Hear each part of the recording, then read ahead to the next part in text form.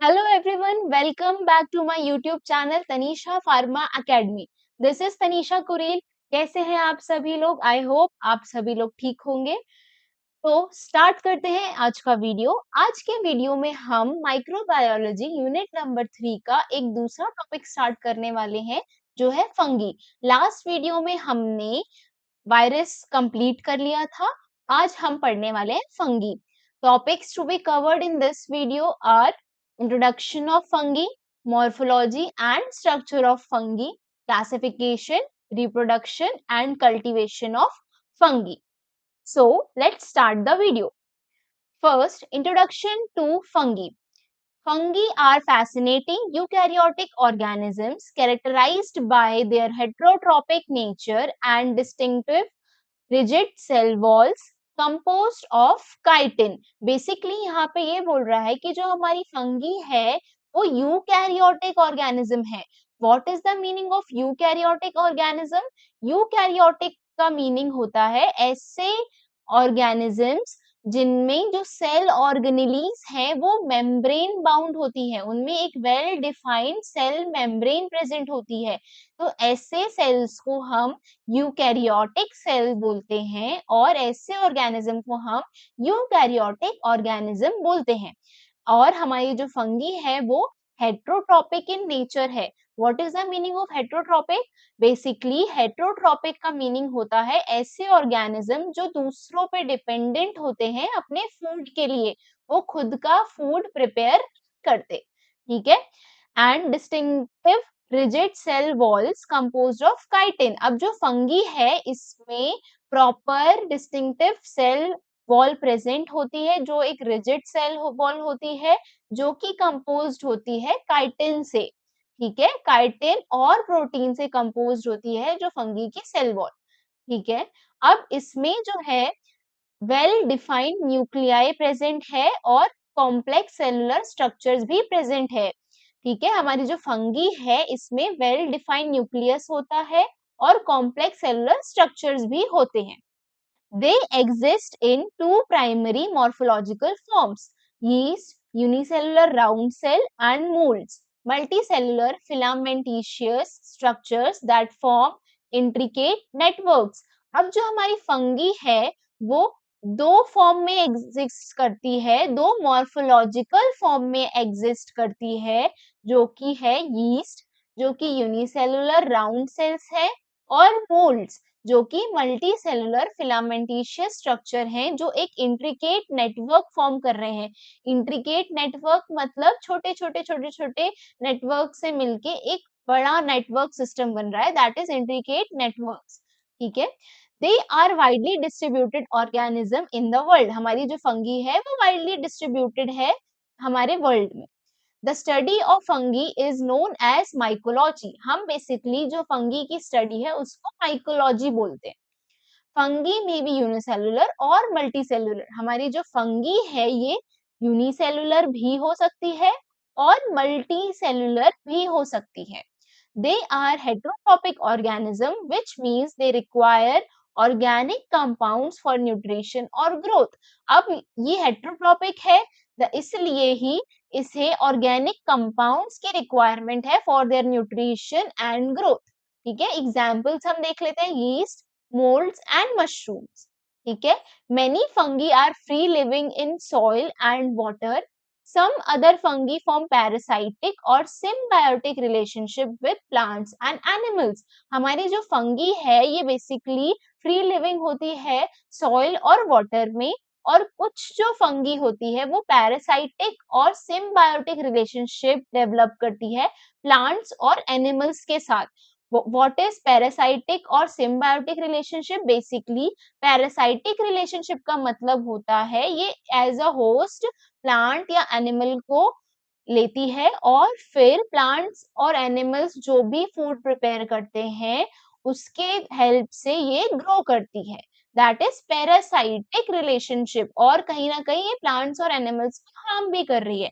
Symbiotic relationship, symbiotic relationship का मतलब होता है दोनों ही जो ऑर्गेनिज्म है, उन दोनों को फायदा हो रहा है एक दूसरे के साथ रहने से। जैसे कि हमारी जो फंगी है, जब वो प्लांट्स के साथ सिम्बायोटिक रिलेशनशिप में होती है, तो वो क्या करती है, वो प्लांट में नाइट्रोजन फिक्सेशन या डिकम्पोजिशन के लिए हेल्प करती है। और जो हमारे प्लांट्स हैं, वो जो फूड प्रिपेयर करते हैं फोटोसिंथेसिस के थ्रू, उसके थ्रू वो अपने आप को ग्रो करती है। ठीक है, इससे दोनों को फायदा हो रहा है, इसलिए हम इसे सिम्बायोटिक रिलेशनशिप कह रहे हैं। They can be reproduce by asexual and sexual reproduction. हमारी जो फंगी है वो सेक्सुअल और एसेक्सुअल रिप्रोडक्शन दोनों से रिप्रोड्यूस कर सकती है। ठीक है, fungi play vital ecological roles as decomposers, breaking down organic matters and recycling nutrients। अब हमारी जो फंगी है वो एक इम्पोर्टेंट रोल प्ले कर रही है एज डिकम्पोजर्स। वो क्या कर रही है, डिकम्पोज करने में हेल्प कर रही है। ब्रेकिंग डाउन ऑर्गेनिक मैटर को ब्रेक करने में हेल्प कर रही है, और रिसाइकलिंग में हेल्प कर रही है जो न्यूट्रिएंट्स है उसकी। ठीक है, they form symbiotic relationship with plants and other organism. हमने पढ़ा कि ये प्लांट्स और अदर ऑर्गेनिज्म के साथ सिम्बायोटिक रिलेशनशिप भी बनाती है। Next, cellular composition and structure of fungi. अगर हम फंगी का स्ट्रक्चर देखें तो कुछ इस टाइप का स्ट्रक्चर होता है, जिसमें जो ये एक स्पेयर टाइप का दिख रहा है, इसे हम स्पोरेंजियम कहते हैं। अब ये जो स्पोरेंजियम है, इसमें स्पोर्स प्रेजेंट होते हैं। ये छोटे छोटे सर्कल्स दिख रहे हैं, इन्हें हम स्पोर्स बोल रहे हैं। और ये जो स्पोर्स है, यही रिस्पॉन्सिबल है रिप्रोडक्शन के लिए फंगी के। ठीक है, फंगी इन स्पोर्स के थ्रू ही रिप्रोड्यूस कर रहा है। और इस ये जो एक स्टेम टाइप का स्ट्रक्चर आपको दिख रहा है, इसको हम स्पोरेंजियोस्पोर कह रहे हैं। ठीक है, और ये जो नेटवर्क है जिसके थ्रू हमारी ये दोनों फंगी आपस में कनेक्टेड है, इसे हम हाइफी कह रहे हैं। अब माइसीलियम क्या है, ये जो फिलामेंट टाइप के स्ट्रक्चर है, इन्हें माइसीलियम कहते हैं। और बहुत सारे माइसीलियम मिला के हाइफी बनाते हैं। अब ये हाइफी जो है, ये आपस में कनेक्ट करता है फंगी को। और ये जो रूट्स टाइप के स्ट्रक्चर दिख रहे हैं, दीज आर राइजोड्स। अब ये राइजोड्स क्या है, ये एंकरिंग करने का काम करते हैं। एंकरिंग मतलब ये सॉइल को होल्ड करने का काम करते हैं। ठीक है, और अब मैंने आपका सेलुलर कॉम्पोजिशन की बात करूं, तो मैंने आपको बताया था फंगी के जो सेल होते हैं वो मेम्ब्रेन बाउंड ऑर्गेनेलीज से बने होते हैं। उसमें मेम्ब्रेन बाउंड ऑर्गेनेलीज प्रेजेंट होती है, वेल डिफाइंड न्यूक्लियस प्रेजेंट होता है, और जो उसकी सेल वॉल है वो काइटिन की बनी होती है, प्रोटीन की बनी होती है और लिपिड की बनी होती है। और जो रिजिड सेल वॉल है वो होती है, क्योंकि इसकी सेल वॉल जो है वो उसमें काइटिन होता है। इसमें ग्लाइकोजन भी प्रेजेंट होता है, ऑयल ग्लोब्यूल्स भी प्रेजेंट होते हैं, ग्रैन्युलर साइटोप्लाज्म होता है फंगी में, और इसका जो न्यूक्लियस है वो वेल डिफाइंड भी होता है। नेक्स्ट, अगर हम फार्मास्यूटिकल इम्पोर्टेंस ऑफ फंगी की बात करें, तो हम बेसिकली ये पढ़ रहे हैं कि फंगी क्या है, फंगी की फार्मास्यूटिकल इम्पोर्टेंस क्या है। फार्मास्यूटिकल इम्पोर्टेंस का मतलब कि हम फार्मास्यूटिकली फंगी को कैसे यूज कर सकते हैं। तो फार्मास्यूटिकल इम्पोर्टेंस फंगी की बहुत सारी होती है, जिससे कि फर्स्ट है एंटीबायोटिक प्रोडक्शन। अब फंगी जो है वो बहुत अच्छा सोर्स है फॉर एंटीबायोटिक प्रोडक्शन। आप सभी ने पढ़ा है कि जो पेनिसिलिन है, the first antibiotic which is discovered by Alexander Fleming, जो कि हमने निकाला था पेनिसिलियम नोटेटम से। ठीक है, तो ये जो पेनिसिलियम नोटेटम है, ये भी एक फंगी थी। Similarly enzyme and vitamin synthesis, बहुत सारे ऐसे एंजाइम्स हैं और विटामिन्स हैं जो हम फंगी की हेल्प से सिंथेसाइज कर रहे हैं, जैसे कि for example vitamin B complex. ठीक है, सिमिलरली बायो ट्रांसफॉर्मेशन में भी हेल्प कर रहा है फंगी, और बायो एक्टिव मेटाबोलाइट्स को बनाने में भी हेल्प कर रहा है, जैसे कि सेकेंडरी मेटाबोलाइट्स जिसकी एंटी कैंसर प्रॉपर्टी होती है, एंटी इंफ्लेमेटरी इफेक्ट होता है, या एंटीऑक्सीडेंट एक्टिविटी भी होती है, जो कि बहुत हेल्पफुल है फर्दर ड्रग डिस्कवरी और ड्रग डेवलपमेंट के लिए। नेक्स्ट है क्लासिफिकेशन ऑफ फंगी। अब हम पढ़ेंगे क्लासिफिकेशन ऑफ फंगी। हम बेसिकली फंगी का क्लासिफिकेशन अलग अलग तरीके से कर रहे हैं। तो हम फर्स्ट जो क्लासिफिकेशन पढ़ेंगे वो होगा classification of fungi based on morphology. ठीक है, तो जो मॉर्फोलॉजी के बेसिस में हम फंगी को किन किन फॉर्म में क्लासिफाई कर रहे हैं, yeast, mould and dimorphic fungi. Yeast जो होती है ये एक यूनिसेल्युलर ओवल सेल्स होती हैं। ठीक है, ये एक यूनिसेल्युलर मतलब सिंगल सेल होती है और ओवल सेल्स होती हैं। Mould filamentous hyphae mycelium present. अब जो मोल्ड्स होते हैं वो फिलामेंटिशियस फंगी होती है, इसमें हाइफी और माइसीलियम प्रेजेंट होता है। डायमॉर्फिक फंगी, डायमॉर्फिक का मतलब होता है ऐसी फंगी जो दो फॉर्म्स में प्रेजेंट है। अब ये दो फॉर्म कौन कौन से हैं, ये यीस्ट भी है और ये मोल्ड्स भी है।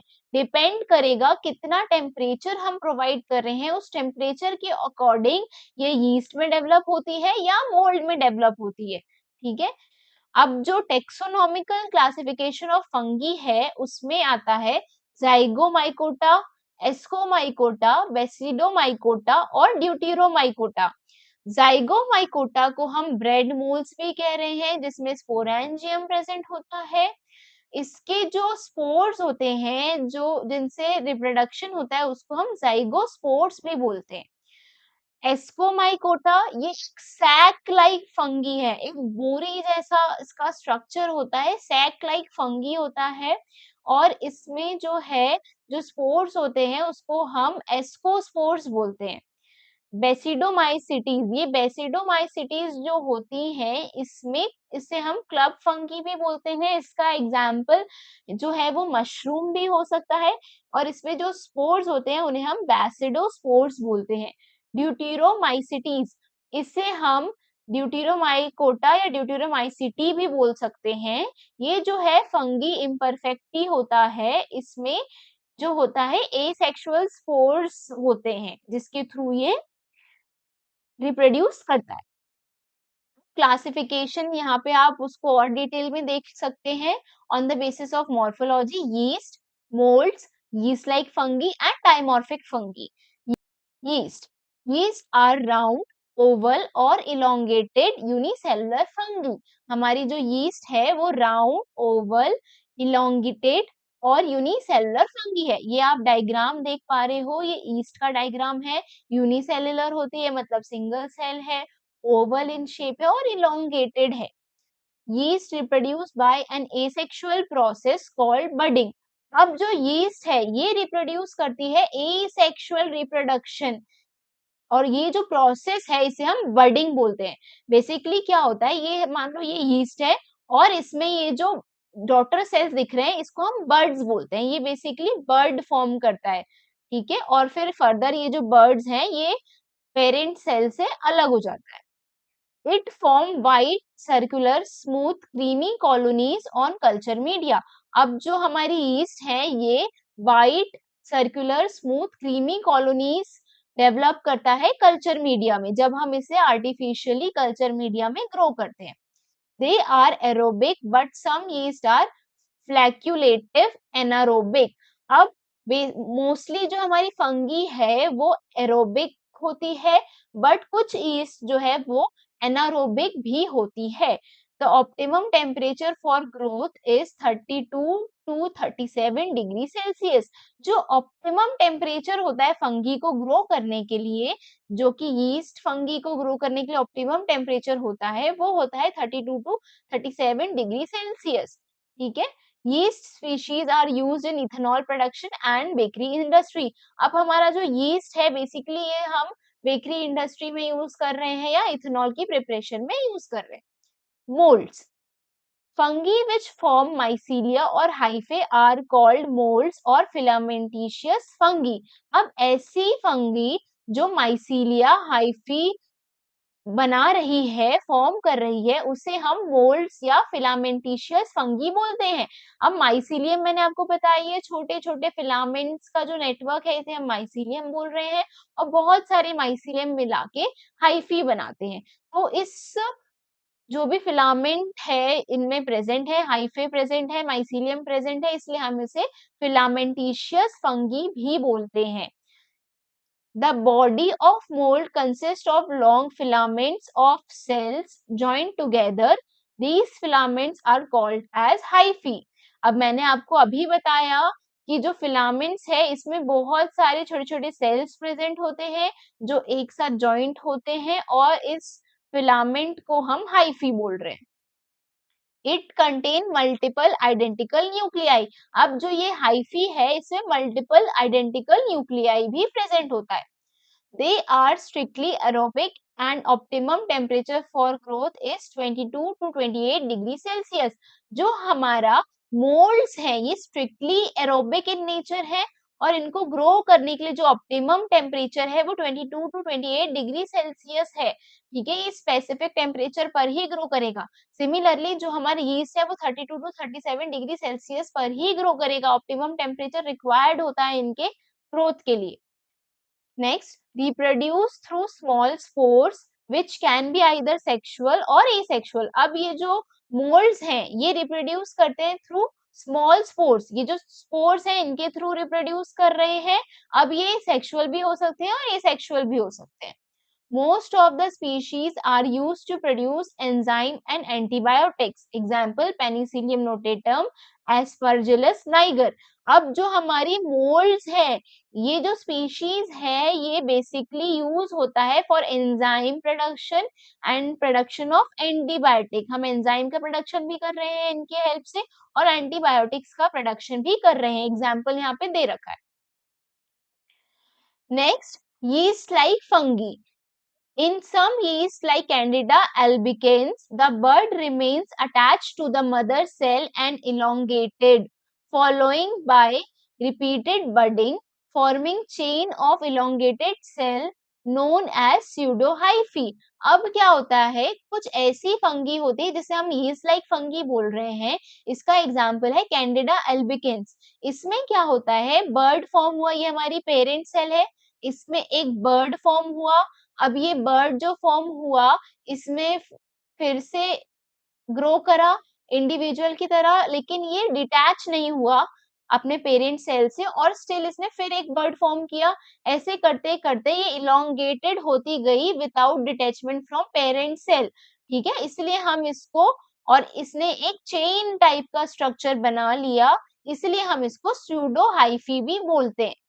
It form most creamy colored colonies on surface of culture media. जब हम इस फंगी को कल्चर मीडिया में इन विट्रो ग्रो करते हैं तब ये creamy colored colonies डेवलप करती है on the surface of culture media. Next is dimorphic fungi. Some fungi, mainly pathogenic species, exhibit dimorphism, that is two forms of growth. मैंने आपको बताया था डायमॉर्फिक फंगी जो होती है वो पैथोजेनिक स्पीशीज भी है और ये एग्जिबिट कर रही है दो फॉर्म। डायमॉर्फिज्म का मतलब होता है दो फॉर्म्स में ग्रो कर सकती है। Fungi can grow either as mould और एज अ यीस्ट। ये जो डायमॉर्फिक फंगी होती है ये आइदर एक मोल्ड की तरह ग्रो करेगी और एक यीस्ट की तरह ग्रो करेगी। Dimorphism is temperature dependent. So, at 25 degree Celsius, it shows mold-like growth. अब जो हमारा डायमॉर्फिज्म है ये टेम्परेचर डिपेंडेंट है, मतलब कितना टेम्परेचर होगा ये डिसाइड करेगा कि वो फंगी जो है वो एज अ यीस्ट ग्रो करेगी या एज अ मोल्ड ग्रो करेगी।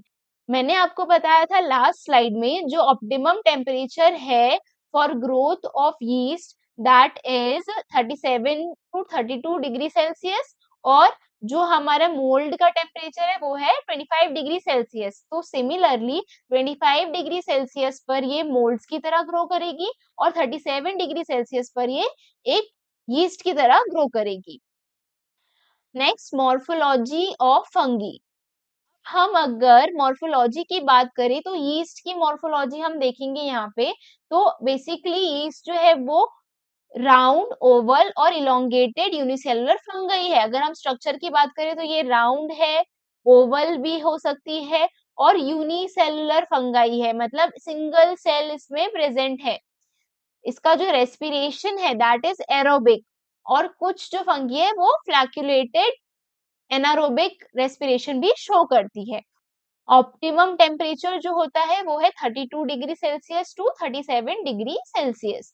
अब की स्पीशीज जो होती है वो सिकेरोमाइसीस सर्विसेज होती है, ठीक है।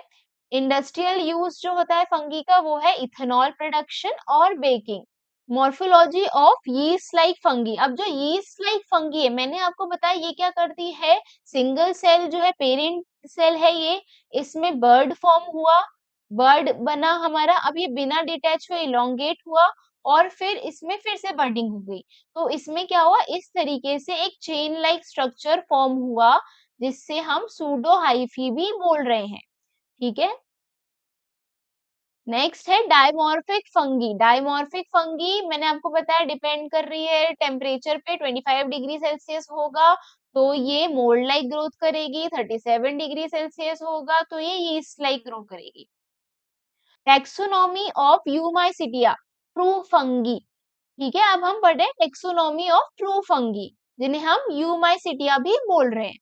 ट्रू फंगी जो है ये दो टाइप में है, लोअर फंगी और हायर फंगी।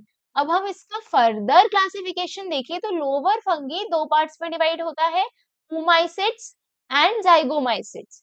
और अगर हम हायर फंगी की बात करें तो on the basis of sexual reproduction known, ये दो टाइप में डिवाइड है, एस्कोमाइसिट्स एंड बेसिडोमाइसिट्स।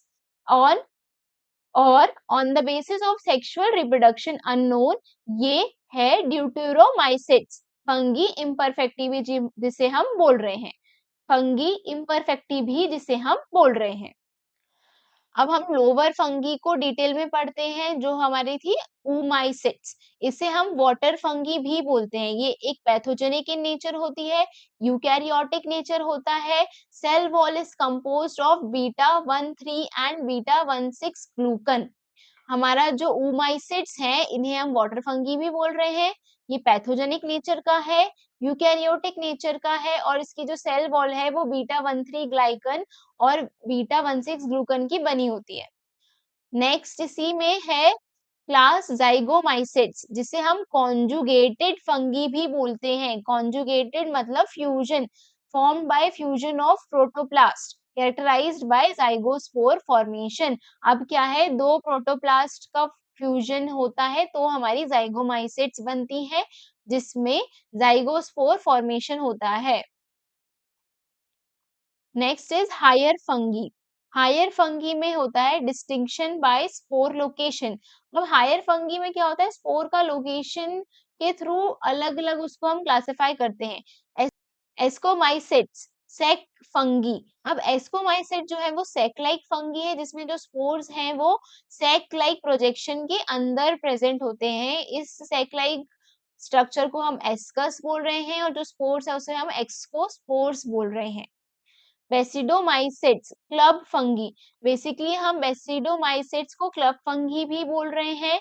इसमें जो होता है spore produce externally including most mushrooms, इसका एग्जांपल है मशरूम्स, जो हमारे स्पोर्स हैं वो एक्सटर्नली ग्रो कर रहे हैं जिसे हम बेसिडोस्पोर्स भी बोलते हैं। Next is ड्यूटेरोमाइसिट्स। ड्यूटेरोमाइसिट जो है इसको हम फंगी इम्परफेक्टी बोल रहे हैं।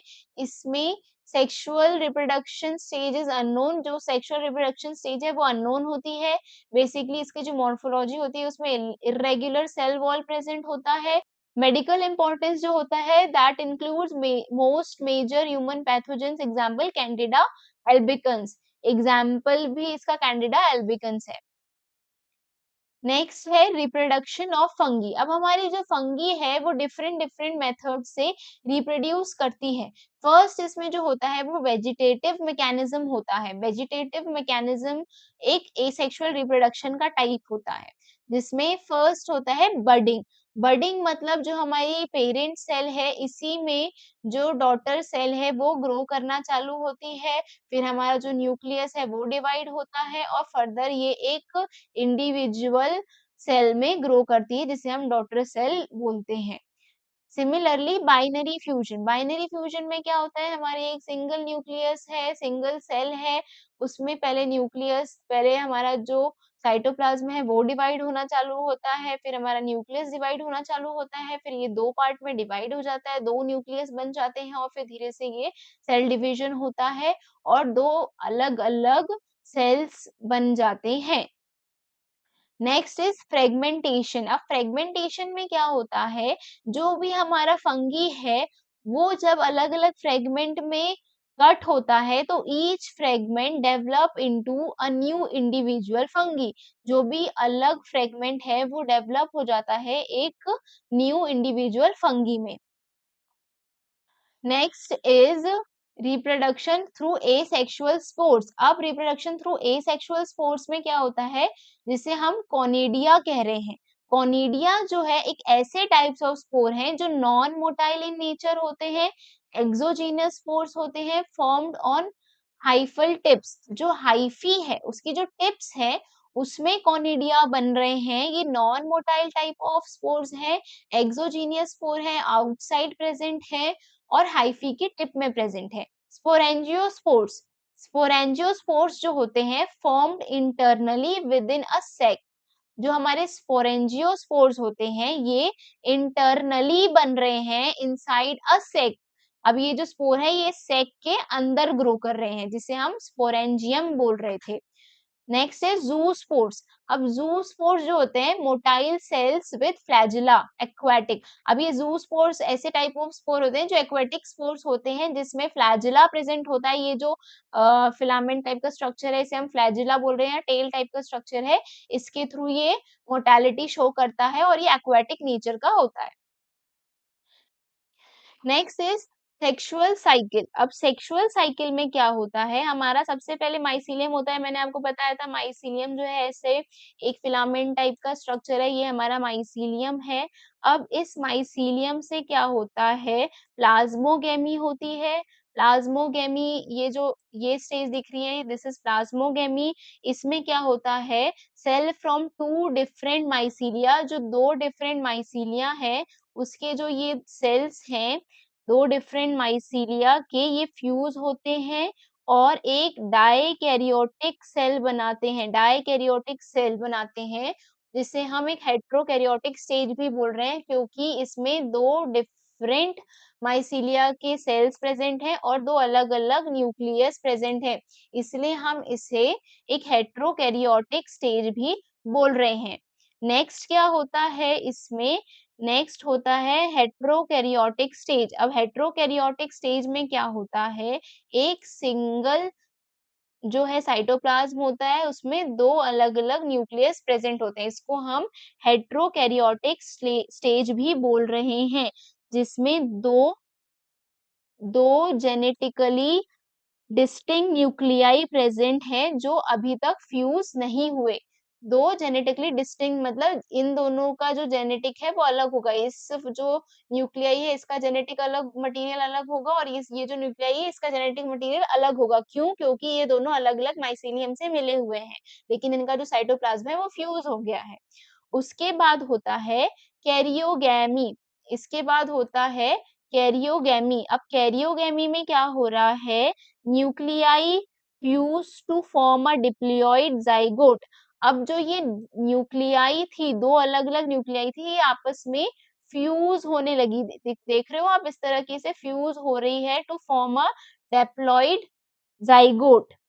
उसके बाद क्या होता है, मियोसिस का प्रोसेस होता है। मियोसिस का प्रोसेस होगा और फिर जो है हैप्लॉइड स्पोर्स जो है वो फॉर्म होते हैं। अब हैप्लॉइड का मतलब क्या है, एक सेल है उसके अंदर एक न्यूक्लियस है। और फिर नेक्स्ट स्टेप होता है जर्मिनेशन इनटू माइसीलियम। अगेन वापस से ये जो सेल्स हैं ये जर्मिनेट हो जाते हैं और वापस से इस तरह का जो हमारा माइसीलियम था उसको ग्रो करते हैं और माइसीलियम में फर्दर ग्रो कर जाते हैं। आई होप आप सभी को समझ में आ रहा होगा कि कैसे चीजें हो रही हैं। तो ये इस तरीके से सेक्सुअल रिप्रोडक्शन होता है फंगी में। Next is process for cultivation of fungi. अब हम पढ़ेंगे कि कल्टीवेशन करने के लिए फंगी को क्या-क्या प्रोसेस होता है। तो first is preparation of culture media. हम क्या करते हैं, हम इस तरह के से एक जो है कोनिकल फ्लास्क में हमारा पूरा कल्चर मीडिया जो है उसको डेवलप कर लेते हैं, प्रिपेयर कर लेते हैं सारे इंग्रेडिएंट मिक्स करके। इसमें हम बेसिकली डेक्सट्रोज अगार का यूज़ करते हैं, ठीक है? उसके बाद हम क्या करेंगे, जैसे ही हमने कल्चर मीडिया लिक्विड फॉर्म में प्रिपेयर कर लिया, हम इसका स्टरलाइज़ेशन करेंगे। स्टरलाइज़ेशन हम करेंगे इसका ऑटोक्लेव में at 121 degree Celsius for 15 to 20 minutes, ठीक है? 15 टू 20 मिनट्स तक हम इसका ऑटोक्लेव में स्टरलाइज़ेशन करते हैं। उसके बाद हम क्या करते हैं, हम इसको पोर करेंगे, इस तरीके से आप देख सकते हो पोर करेंगे पेट्री प्लेट्स में, ये जो पेट्री प्लेट्स है इसमें पोर करते हैं और फिर फर्दर हम थर्ड स्टेप में इनॉक्यूलेशन करते हैं। हम क्या करते हैं, हमारा जो भी फंगी है उसका इस तरीके से आप देख पा रहे हो, फर्दर हम इनॉक्यूलेट करेंगे उस फंगी को कल्चर मीडिया में। उसके बाद हम क्या करते हैं, जो नेक्स्ट स्टेप होता है, जो स्टेप 4 होता है, उसमें हम क्या करते हैं, इंक्यूबेशन। हम हमारी जो प्रिपेयर्ड कल्चर मीडिया थी उसको इंक्यूबेटर पे रखते हैं, उसमें हम ऑप्टिमम टेम्परेचर सेट करते हैं जो कि है 25 टू 30 डिग्री सेल्सियस। अब एक चीज़ और याद रखना, हम जब भी कल्चर मीडिया का प्रिपरेशन करेंगे, हम उसमें एंटीबायोटिक या बैक्टीरियोस्टैटिक सब्सटेंस भी डालेंगे। क्यों? क्योंकि अब ये तो कल्चर मीडिया है, तो इस कल्चर मीडिया में बैक्टीरिया ना ग्रो करे, इसलिए हम उसमें ऐसे कंपाउंड्स भी डालते हैं जो बैक्टीरियोस्टैटिक एक्शन शो करे, ताकि उसमें से फंगी ग्रो कर सके। फिर हम इसका 4th नंबर पे इंक्यूबेशन करेंगे, ठीक है? At 25 to 30 degree Celsius. Then हम उसके बाद इसको ऑब्जर्व करेंगे फंगल ग्रोथ जो है और स्पीशीज आइडेंटिफाई करेंगे फर्दर स्टडी के लिए। हम 21 डेज तक मिनिमम इसे ग्रो करवाते हैं, उसके बाद हम बाकी चीज़ें देखते हैं। नेक्स्ट आप देख सकते हो इस तरीके का जो है हमारा कल्चर मीडिया होता है, इस तरह के अलग-अलग फंगी इसमें ग्रो कर सकती है, वो हम आइडेंटिफाई फर्दर कर देते हैं। इंग्रेडिएंट जो है वो है पेप्टोन, जिसे हम ग्रोथ न्यूट्रिएंट के लिए यूज़ करते हैं, एंटीबैक्टीरियल एजेंट जो इन्हिबिट करता है कंटामिनेशन, बैक्टीरियल कंटामिनेशन ना हो, उससे इन्हिबिट करता है इसको। उसके बाद हम क्या करते हैं, डेक्सट्रोज़ अगार यूज़ कर रहे हैं। अब इसका जो प्रोटोकॉल है वो है 30 डिग्री सेल्सियस टेम्परेचर होना चाहिए, एनवायरनमेंट जो होना चाहिए वो ह्यूमिडिफाई होना चाहिए, ड्यूरेशन जो होता है वो 21 डेज़ होता है for full maturation, then inspection जो हम करते हैं वो डेली करते हैं फॉर 1 वीक और उसके बाद हम 3 वीक में एक बार उसको देखते हैं। Next impact and application. अब हमारा जो फंगी है उसका बेनिफिट क्या है, प्रोडक्शन ऑफ एंजाइम और एंटीबायोटिक में हेल्प करता है और इस ये जो पैथोजेनिक भी होता है क्योंकि ये एक पैरासाइटिक स्पीशीज भी है जो कॉज कराती है डिजीज। इसका एग्जांपल है कैंडिडा या हिस्टोप्लाज्मा। अब आपको मैंने फंगी पूरा पढ़ा दिया। अब इस जो स्लाइड है, इसमें आप देख सकते हो कि हमने फंगी को एक शॉर्ट एक स्लाइड में पूरा इम्पोर्टेंट दे रखा है, जैसे कि essential of mycology, classification and life cycle of fungi. तो इसमें आप देख पा रहे हो क्लासिफिकेशन एंड मॉर्फोलॉजी में दिया हुआ है कि लोअर फंगी है oomaisids एंड zygomaisids और हायर फंगी है एस्कोमाइसिड्स, बेसिडोमाइसिड, ड्यूटेरोमाइसिड्स और ये किस पे है बेस्ड ऑन स्पोर फॉर्मेशन। फिर डायमॉर्फिक फंगी है, डायमॉर्फिक फंगी मोल्ड की तरह कब ग्रो करेगी एट 25 डिग्री सेल्सियस, यीस्ट की तरह कब ग्रो करेगी एट 37 डिग्री सेल्सियस। इसका जो सेल वॉल होता है वो काइटिन का बना होता है, प्रोटीन का बना होता है और लिपिड का बना होता है। फंगल क्लास का जो कंपैरिजन है उसमें एस्कोमाइसिड, बेसिडोमाइसिड और ड्यूटेरोमाइसिड्स होते हैं। एस्कोमाइसिड जो है वो एक सैक लाइक प्रोजेक्शन में जो उसके स्पोर्स हैं वो ग्रो करते हैं और जो हमारा बेसिडोमाइसिड्स है जो उसमें जो स्पोर्स हैं वो इसके आउटसाइड ग्रो करते हैं और जो हमारा ड्यूटेरोमाइसिड्स है इसे हम फंगी इम्परफेक्टी भी बोलते हैं। इसमें जो सेक्सुअल रिप्रोडक्शन है वो अननोन होता है। इसकी जो सेक्सुअल स्टेज है वो अननोन होती है। सिमिलरली अगर हम रिप्रोडक्शन एंड कल्टीवेशन की बात करें तो इसमें जो सेक्सुअल रिप्रोडक्शन साइकिल होता है, उसमें मैंने आपको बताया पहले माइसीलियम होता है, फिर माइसीलियम 2 अलग-अलग माइसीलियम की हम सेल्स लेते हैं इस तरीके से, जिसमें अलग न्यूक्लियस प्रेज़ेंट होता है और फिर ये 2 माइसीलियम प्लाज़्मोगेमी के थ्रू क्या करते हैं, फ्यूज़ होते हैं और इसमें एक हेटेरोकैरियोटिक स्टेज होता है जिसमें 2 अलग-अलग न्यूक्लियस हैं और एक फ्यूज़्ड साइटोप्लाज़्म होता है। उसके बाद ये कैरियोगैमी स्टेज में जाते हैं, न्यूक्लियर फ्यूज़न होता है, जो न्यूक्लियस है हमारे 2 उसका फ्यूज़न हो जाता है इसमें, फिर बाद में इसमें मियोसिस होता है, स्पोर फॉर्मेशन होता है, स्पोर्स बनते हैं अलग-अलग और फिर ये फर्दर एक फंगी में डेवलप हो जाता है, माइसीलियम या फंगी में डेवलप हो जाता है। उसके बाद हम बात करें अगर वेजिटेटिव या एसेक्सुअल रिप्रोडक्शन की तो बर्डिंग होती है, यीस्ट में बर्ड लाइक प्रोजेक्शन होते हैं, फिर ये पेरेंट सेल से रिमूव हो जाते हैं। बाइनरी फ्यूजन होता है, सेल जो है वो डिवाइड करती है, न्यूक्लियस डिवाइड होता है और फर्दर 2 डॉटर सेल हमें मिलते हैं। फ्रेगमेंटेशन होता है जैसे कि ये हाइफी है या माइसीलियम है, ये अलग-अलग फ्रेगमेंट में डिवाइड हो गया और each fragment as a new individual grow करती है। स्पेशलाइज्ड एसेक्सुअल स्पोर्स होते हैं, एग्ज़ाम्पल कॉनिडिया होते हैं, ये आउटसाइड ग्रो करते हैं, हमारे हाइफ़ी के टॉप पे होते हैं। Next is standard cultivation protocol क्या-क्या होता है, सेवरेज अगार होता है, इंक्यूबेटर यूज़ करते हैं 21 डेज़ के लिए हम इसे इंक्यूबेट करते हैं। तो यहाँ पे हमारा वीडियो खत्म होता है। आई होप आप सभी को आज का वीडियो समझ में आया होगा। Do like, share and subscribe for more videos. Thank you.